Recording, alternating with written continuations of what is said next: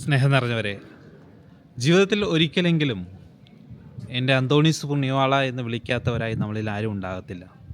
ഇന്ന് നമ്മളായിരിക്കുന്നത് ഇറ്റലിയിലെ പാദുവയിലെ ഇൽ സാൻറ്റോ അല്ലെങ്കിൽ സെൻറ്റ് ആൻ്റണീസ് ബസിലിക്കയുടെ മുൻപിലാണ്.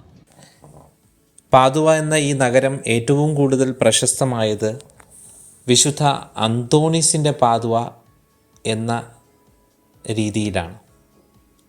അദ്ദേഹത്തിൻ്റെ ഓർമ്മയ്ക്കായി നിർമ്മിക്കപ്പെട്ട പ്രധാന തീർത്ഥാടന കേന്ദ്രമാണ് basilica of Saint Anthony of Padua. വിശുദ്ധ അന്തോണീസിൻ്റെ മരണത്തെ തുടർന്ന്, അതായത് 1231 അദ്ദേഹം മരണമടയുകയും 1232 തന്നെ ഈ ബസിലിക്കയുടെ നിർമ്മാണം ആരംഭിക്കുകയും ചെയ്തു എന്നാണ് ചരിത്രം സാക്ഷ്യപ്പെടുത്തുക.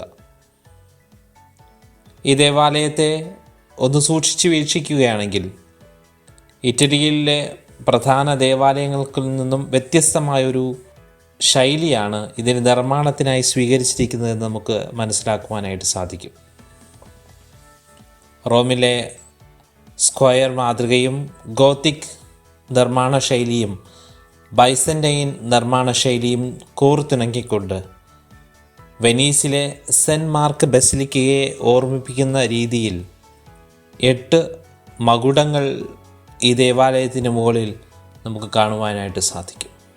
വിശുദ്ധ അന്തോണീസ് ജനിച്ചത് പോർച്ചുഗലിലെ ലിസ്ബണിലാണെങ്കിലും പിന്നീട് അദ്ദേഹത്തിൻ്റെ സന്യാസ ജീവിതത്തിൻ്റെ ഭാഗമായി ഈ നഗരത്തിൽ എത്തപ്പെടുകയായിരുന്നു.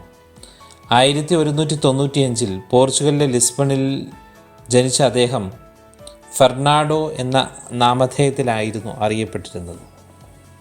പിന്നീട് ദൈവസ്നേഹത്തിലും പ്രാർത്ഥനയിലും വളർന്ന അദ്ദേഹം ഫ്രാൻസിസ്കൻ സഭയിൽ ചേർന്നപ്പോൾ തൻ്റെ പേര് ആൻ്റണി എന്ന് മാറുകയായിരുന്നു. വിശുദ്ധ അന്തോണീസ് വളരെ ശക്തമായി വചനം പ്രഘോഷിച്ചിരുന്ന ഒരു വ്യക്തിയായിരുന്നു. പലപ്പോഴും അദ്ദേഹത്തിൽ നിന്നും ദൈവവചനം ശ്രവിക്കുവാനായി ചിലപ്പോഴൊക്കെ പള്ളിക്കുള്ളിൽ ആളുകൾക്ക് ഇടം പോരാത്തതിനാൽ പുറത്ത് തുറസായ സ്ഥലങ്ങളിലാണ് അദ്ദേഹം പ്രസംഗിച്ചിരുന്നത്. പാദുവ നഗരവുമായി ബന്ധപ്പെട്ട് അദ്ദേഹത്തെക്കുറിച്ച് പറയുന്ന ഒരു സംഭവ കഥ ഇപ്രകാരമാണ്. ഒരിക്കൽ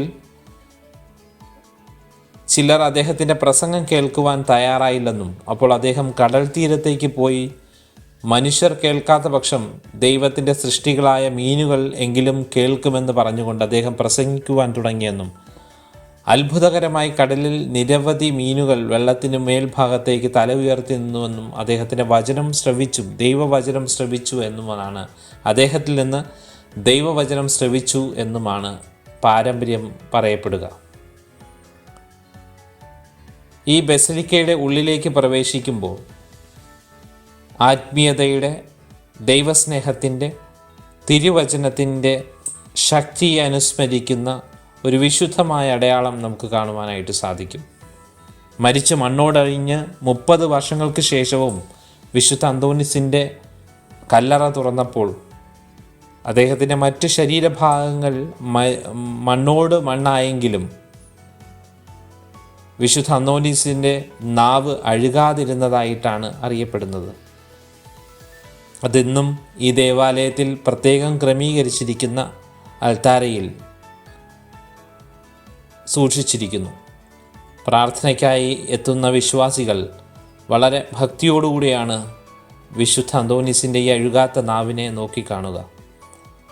അക്കാലഘട്ടത്തിലെ ഏറ്റവും പ്രശസ്തനായ ദൈവശാസ്ത്രജ്ഞൻ ബൊനവഞ്ചർ പറഞ്ഞത്, ദൈവവചനം ശക്തമായി പ്രസംഗിച്ച ഈ നാവിനെ ദൈവം അഴുകാതെ സൂക്ഷിച്ചു എന്നാണ്.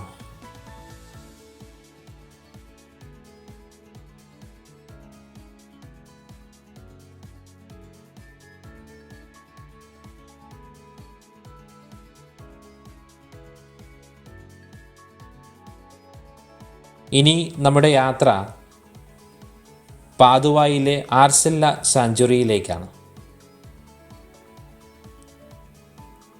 പാദുവയിലെ വിശുദ്ധ അന്തോണീസിൻ്റെ ബസിലിക്ക കഴിഞ്ഞാൽ ഏറ്റവും കൂടുതൽ തീർത്ഥാടകരെത്തുന്ന മറ്റൊരു ആത്മീയ കേന്ദ്രമാണ് ആർസെല്ലയിലെ ഈ സാങ്ച്വറി. 1231 അദ്ദേഹത്തിന് ശാരീരിക അസ്വസ്ഥതകൾ ഉണ്ടായപ്പോൾ അദ്ദേഹത്തെ ആർസെല്ല എന്ന സ്ഥലത്തുള്ള ഒരു ചെറിയ ഫ്രാൻസിസ്കൻ മഠത്തിലേക്ക് കൊണ്ടുപോയി. ആർസെല്ല നഗരത്തിന് പുറത്തുള്ള ശാന്തമായ ഒരു പ്രദേശമായിരുന്നു. അവിടെ അദ്ദേഹം തൻ്റെ ശിഷ്യന്മാരോടൊപ്പം പ്രാർത്ഥനയിലും ധ്യാനത്തിലും ജീവിതത്തിൻ്റെ അവസാന നിമിഷങ്ങൾ ചെലവഴിച്ചു എന്നാണ് പറയപ്പെടുന്നത്.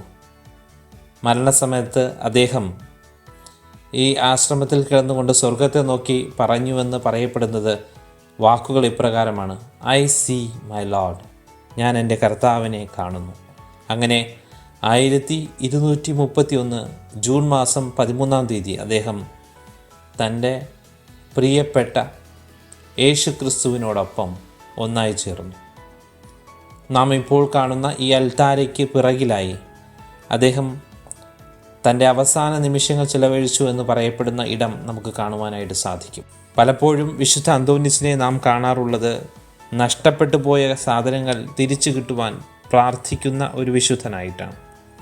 ഇന്ന് ലോകത്ത് അന്യം നിന്ന് പോകുന്ന വിശ്വാസം, നമുക്ക് നഷ്ടമായിക്കൊണ്ടിരിക്കുന്ന വിശ്വാസം തിരിച്ചു കിട്ടുവാനായിട്ട് വിശുദ്ധ അന്തോനീസിനോട് പ്രത്യേകം പ്രാർത്ഥിക്കാം. സ്നേഹപൂർവ്വം നിങ്ങളുടെ ഡാനിയച്ചൻ.